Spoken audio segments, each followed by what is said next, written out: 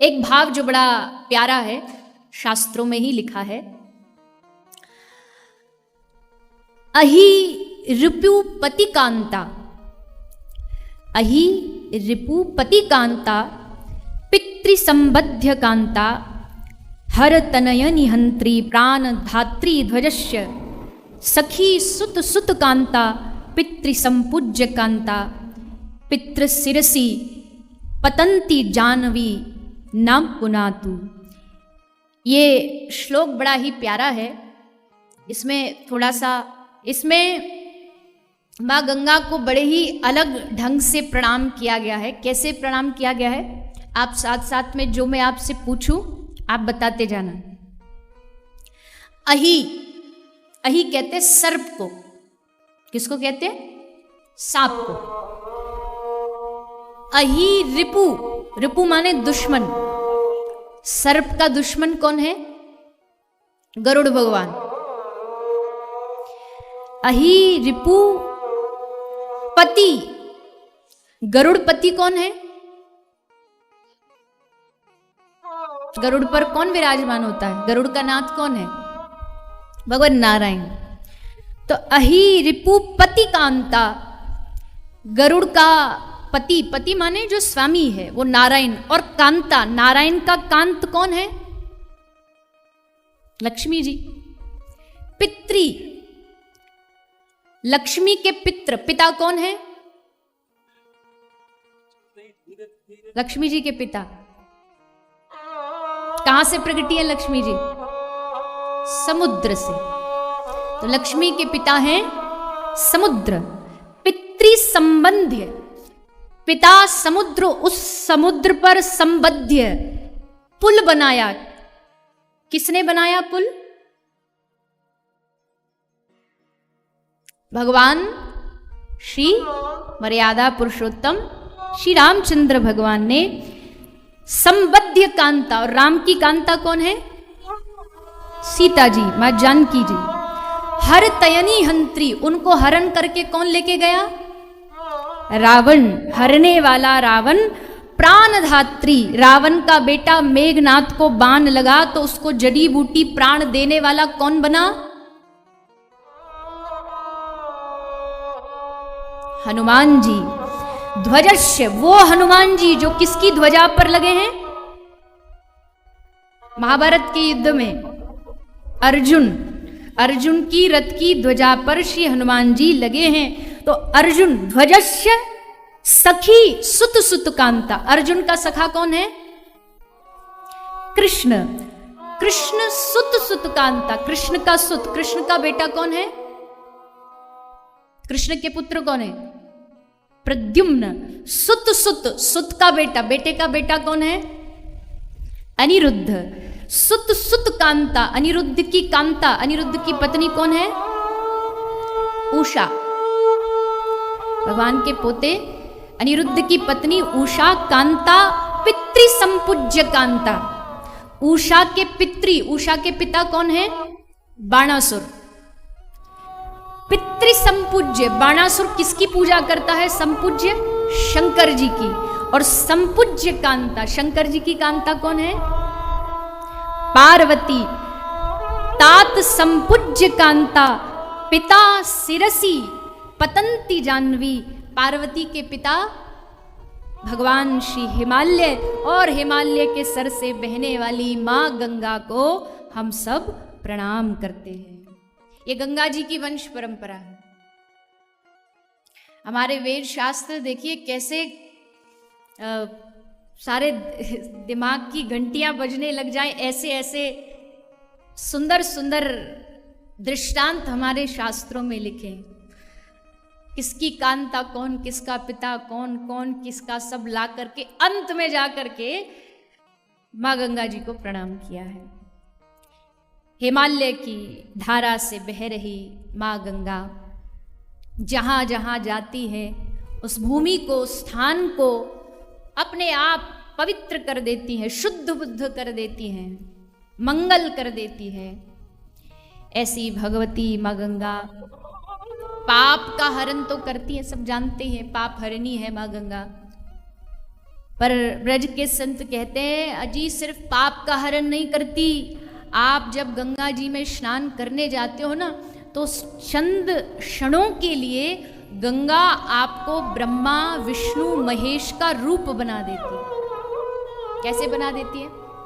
जब आप गंगा में स्नान के लिए भीतर प्रवेश करते हैं तो सबसे पहले आपके चरण गंगा जी को स्पर्श करते हैं। और गंगा किसके चरणों से प्रकट हुई है?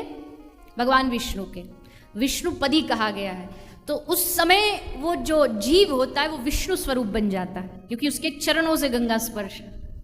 वहीं जब हम जा करके गंगा जी में खूब डूब डूब करके डुबकियां लगाते हैं, टप्पू के नाम की, टप्पू के पापा के नाम की, चाची की, काकी की, फूफी की, तो गंगा हमारे बालों में यानी हमारे केश, हमारी जटाओं में समाहित हो जाती है। और गंगा किसकी जटा में समाहित है? भोलेनाथ जी के। तो उस समय गंगा हमें शिव रूप बना देती है। और ब्रह्मा रूप कब बनाती है?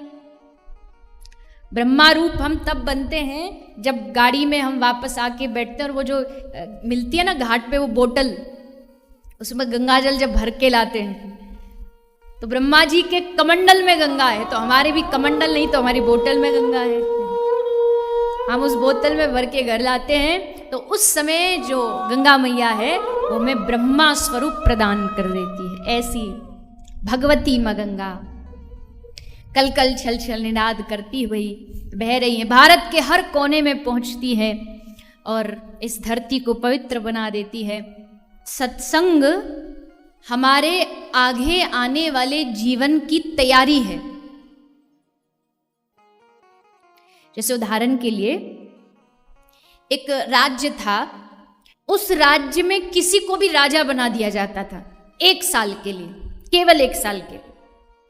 1 साल वो खूब सुख भोगेगा, खूब राजा बनेगा, उसकी वाहवाही होगी, दास दासी सब आगे पीछे होंगे, वैभव ऐश्वर्य होगा, कोई व्यवस्था नहीं, कुछ नहीं। तो 1 साल जो वहां राजा बनता था, 1 साल राज करने के बाद उसको उस टापू पे छोड़ दिया जाता था, बिना कोई राशन, बिना कोई सुविधा। और वो बेचारा उस जंगल में हाँफता, रोता, बिलखता, कुछ दिनों उपरांत अपने प्राण त्याग देता था। तो कोई राजा बनने को तैयार नहीं होता वहां का, क्योंकि पता था 1 साल तो सुख है पर उसके बाद तो फिर सब गड़बड़ हो जाएगा। पर एक बार उस राज्य का राजा एक फकीर को बना दिया गया। एक फकीर को 1 साल के लिए राजा बनाया। वो राजा बना, जैसे और राजा बनते थे 1 साल खूब सुख भोगते थे, लेकिन इस फकीर ने क्या किया? इस फकीर ने 1 साल कोई सुख नहीं भोगा। छोटी सी कुटिया, वहाँ पानी पहुँचाना, वहाँ बिजली पहुँचाना, वहाँ खाने पीने के लिए थोड़ा फल सब्जियाँ सब उगा देना, बीज लगा देना, पेड़ लगा देना। 1 साल उसने एक दिन भी वो घर नहीं बैठा। 1 साल लगाया उसने रोज टापू को सुंदर बनाने में। अब नियम अनुसार जब वर्ष बीता, सबने उसे टापू पर भेज दिया। फकीर चला गया टापू पर, और जहाँ दूसरी तरफ लोग जाकर के वहाँ भूखे प्यासे मरते थे, वहीं दूसरी तरफ वो फकीर बड़ा आनंद मस्ती से अपने दिन गुजारने लगा। बढ़िया झोपड़ी मिल गई, पीने को पानी, खाने को फल सब्जियाँ, अन्न सब प्राप्त हो गया। यही कहानी ठीक हमारे जीवन की है।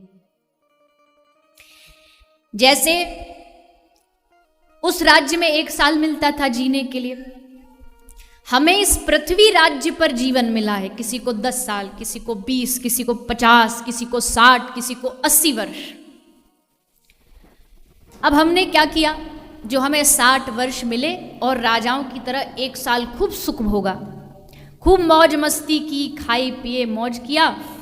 अब जब 80 वर्ष की आयु खत्म होने के बाद जब शरीर त्यागना पड़ा, उसके बाद क्या हुआ? नरकों की यात्रा, 84 लाख योनियों में भटकना, रोना बिलखना। ठीक उसी तरह हमें जितना जीवन प्राप्त हुआ है, कोई इस जीवन को बस ऐसी मस्ती में गुजार देता और कोई अपने आगे आने वाले जीवन की तैयारी करता है, लग जाता है तैयारी में। उसे पता है कि कुछ समय बाद ये राज्य छोड़ना पड़ेगा और फिर तू जहां जाएगा वहां वीरान जंगल होगा, कुछ नहीं होगा तेरे, इसलिए तैयारी। और तैयारी क्या है? बताइए क्या तैयारी है? अब हम घूमने जाते हैं तो वहां तो ये है, पैकिंग करो, बैग तैयार करो, सामान रखो, खाना रखो, कपड़ा रखो। तो ये तो हो गई संसार के जीवन की तैयारी। अब ये तैयारी भगवत धाम में तो चलेगी नहीं, वहां कैसे ये तैयारी चलेगी? वहां कपड़ा ले जा सकते नहीं, वहां अपना रुपया पैसा ले जा सकते नहीं, सोना चांदी ले जा सकते, ये हम सब जानते हैं। हम कुछ ले जा सकते नहीं। क्या ले जा सकते हैं? क्या तैयारी है हमारी? ये जो चलती है ना, ये हाथ से गड़गड़ गड़गड़ खिंचती रहती है, ये जो हाथ की माला है, ये तैयारी है आगे की। हम वैष्णवों की यही तैयारी है कि एक समय आएगा और एक समय आने पर हमें सब छोड़ के जाना पड़ेगा। इसने कर लिया, उसको फिर बाद में पछताना नहीं पड़ेगा, उसको फिर रोना नहीं पड़ेगा। जिसके पास भी आप जाओगे आपको ये बात तो कतई कहेगा ही कहेगा कि भैया कुछ संग जाने वाला हमारे नहीं है। पर ये बात समझ में आने में थोड़ा लंबा समय लगता जरूर है, पर लगे रहिए, प्रभु से लगे रहो मेरे भाई, तेरी बनत बनत बन जाए। धीरे धीरे धीरे एक दिन आएगा जब ये बात हमारी समझ में बैठ जाएगी कि आगे की तैयारी करें। बाकी तैयारी तो सबकी है, फ्यूचर प्लान सबका है। एक वो आते हैं ना घर में, बीमा वाले आते हैं, स्कीम समझाने वाले आते हैं, और गजब देखो, पत्नी को उसी के पति के मरने के बाद उसको क्या क्या सुविधा मिलेगी वो बैठ के सुनाते, और पत्नी बड़ी राजी होके सुनती है। अच्छा अच्छा ऐसे भी हो जाएगा, हाँ इतने का डबल मिल जाएगा, ट्रिपल मिल, और सब।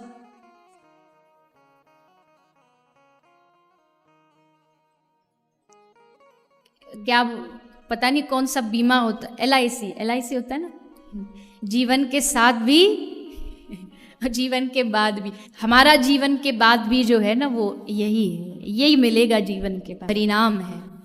जिसने इस जीवन बीमा को रिजर्व कर लिया तो उसको फिर भटकने की कहीं आवश्यकता नहीं पड़ेगी। पर हम और जीवन के सारे बीमा तो करा लेते हैं। हमें ऐसा लगता है कि हम अमर हैं, हम इस दुनिया से जाएंगे नहीं, दुनिया जा रही है हम थोड़ी जाएंगे। लेकिन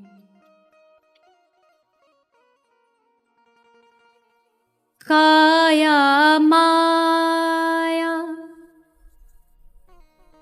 बादल छाया, काया माया बादल छाया। और संसार वाली जो माया है, धन दौलत की जो माया है, वास्तविकता में बादल छाया, एक बादल के छांव के जैसी है। इस दोनों का कोई भरोसा नहीं। जैसे बादल की छांव का कोई भरोसा नहीं होता, अभी अभी लगता है बड़ी तेज की धूप आ रही है, अगले क्षण एक बड़ी सी घनघोर घटा आती है और सूर्य को ढक देती है, लगता है बारिश होने वाली है। और फिर अगले ही क्षण क्या होता है, फिर वो घटा हटती, फिर बादल हट जाते हैं और तेज धूप दिखाई देने लगती है। ठीक उसी तरह इस माया और काया का, इन दो का ही कोई भरोसा नहीं। दुनिया का हर मशीन, हर प्रोडक्ट एक एक्सपायरी डेट के साथ आता है, लेकिन केवल काया एक ऐसा प्रोडक्ट है जिसका कोई एक्सपायरी डेट नहीं लिखा होता। कभी भी हो सकता है, कोई भी क्षण हो सकता है, किसी भी पल हो सकता है। अच्छे भले गाड़ी में बैठे बैठे सेठ जी जा रहे हैं, ऑफिस ड्राइवर ले जा रोज की तरह, जाकर के ऑफिस पे वहाँ उतरा, गाड़ी से दरवाज़ा खोला, देखा सेठ जी उतर नहीं रहे, तो कहता सेठ जी उतरो, सेठ जी उतरो। ध्यान से देखा तो पता चला सेठ जी तो पहले ही उतर गए, यहाँ पे पहुँचने से पहले ही सेठ जी तो उतर गए। अच्छे भले बस कुछ कर रहे थे और हो गया काम। तो कोई भरोसा नहीं कब क्या हो जाए। केवल हमारे जैसे नहीं, गुणों में, प्रसिद्धि में, धन वैभव में हमसे हजारों हजारों लाखों लाखों गुना अच्छे लोग इस धरती पर आए। प्रसिद्धि ऐसी कि सारी दुनिया नतमस्तक हो जाए। बल शक्ति इतनी कि नाम लो तो धरती कांप उठे। रुतबा इतना कि जहां जाए वाह वाह जय हो होने लगे। और धन इतना कि क्या गिनती करे। लेकिन अंततः गए कहां? इस शरीर की 3 ही गति बताई है शास्त्रों ने। जला दोगे तो राख हो जाएगा, गाड़ दोगे तो मिट्टी बन जाएगा, खुले में छोड़ दोगे तो चील कौए गीदड़ नोच नोच करके खा जाएंगे। बस इस 3 के अलावा कोई चौथी गति नहीं है शरीर। यदि हमसे अच्छे तो ये जीव हैं,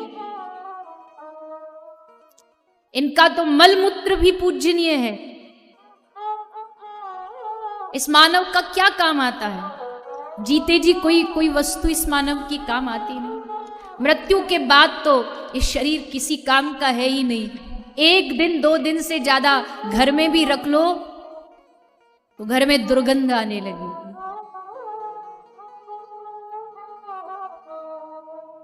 कितना बड़ा आश्चर्य है कि जो पत्नी दिन रात उस पति के साथ रहती है, मृत्यु उपरांत अगर उसको एक बंद कमरे में उस शव के साथ छोड़ दिया जाए तो भय के कारण वो डरने लगती है कि ये शव पड़ा है।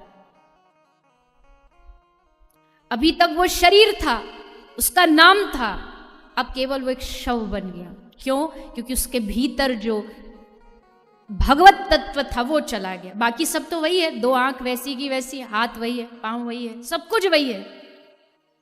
केवल एक जो भगवत चेतना जिसको आत्मा कहते हैं, ममैवांश जीव लोके जीव भूत सनातन ईश्वर अंश जीव अविनाशी, वो जो छोटी सी जो आत्मा है भगवत तत्व वो निकल गया। वह शरीर बेकार हो गया, नष्ट हो गया। इसलिए अभिमान किस बात का करे? ये शरीर भी एक दिन छूटने वाला है। हमारे जैसे लाखों आए लाखों चले गए, हम भी आए हम भी जाएंगे, अवश्य जाएंगे। और हमारे जाने के बाद संसार बड़ा आराम से चलेगा। कहीं कोई इस गलत फहमी में बैठा हो कि हमारे जाने के बाद काम होगा कि नहीं होगा, होगा कि नहीं होगा, आप बताओ। आपके बगैर बच्चे पैसा भी कमाएंगे, आपके बगैर बच्चे जिएंगे भी, आपके बगैर खाएंगे, सब कुछ करेंगे, पर एक काम है जो आपके बगैर वो नहीं कर सकते, वो आपका स्वयं का खुद का भजन है।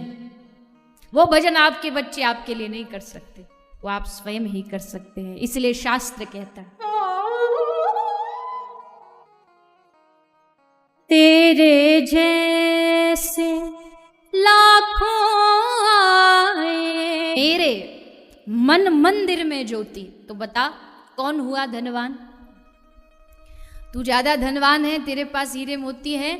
महापुरुष लेखक कहते मैं ज्यादा धनवान हूं क्योंकि मेरे मन के मंदिर में जो भगवत भक्ति की ज्योति जाग चुकी है, उसके सामने सारा धन फीका है। एक गृहस्थी आ जाता है, महाराज मुझे मेरी कई सारी बेटियां हैं, ब्याह होना है, पैसा नहीं है, कुछ दे दो। आप तो साधु हो, आपके तो बहुत सारे परिकर हैं, कोई आपको धन भी दे के जाता होगा।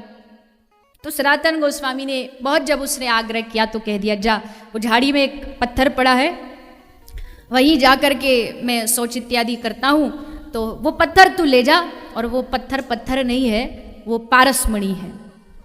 वो पारसमणि को तू ले जा, लोहे से स्पर्श कराएगा तो सोना बन जाएगा। बड़ा खुश हो गया, नाचता नाचता उसने, हाथ में एक लोहे की अंगूठी भी थी, उसने ट्राई किया कि देख तो लूं असली के नकली। तो उसने कोशिश की तो काम बन गया। खुश होके जा रहा था, पर जाते जाते मन में अरे इतनी कीमती चीज और कहाँ पड़ी थी? झाड़ियों में। वहां जाके ये बाबा शौच इत्यादि करता है, इसका मतलब इससे भी कोई कीमती चीज है इसके पास, बता नहीं रहा है, छुपा रखा है। तो आ गया, गोस्वामी जी से कहा, सनातन गोस्वामी से, कि प्रभु इससे भी जो कीमती चीज़ है वो दे दो। सनातन गोस्वामी ने कहा, काय को लौट के आया, तुझे जो चाहिए था मिल गया, अब तुझे क्या मतलब, तुझे पैसा चाहिए था ना, जा कबाड़ी से लोहा खरीद ले और उसको सोना बना ले। नहीं नहीं महाराज, मुझे तो देना तो पड़ेगा आपको, जो आपके पास इससे भी कीमती है। तो तब सनातन गोस्वामी, अच्छा इससे कीमती चीज लेना चाहता, हाँ ले।